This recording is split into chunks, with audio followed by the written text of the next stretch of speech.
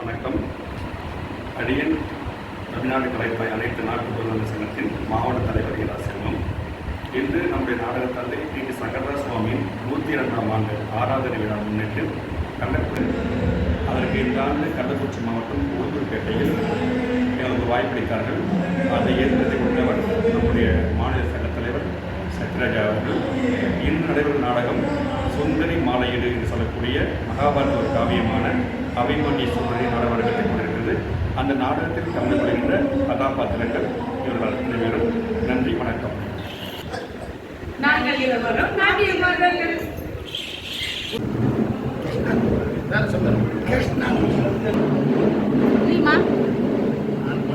மனைவி ருக்மணி, ஜகுனி மாமன்னன், சுபத்திரை,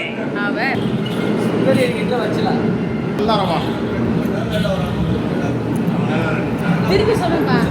நல்லரவன், பிள்ளை லட்சுமகுமாரன்,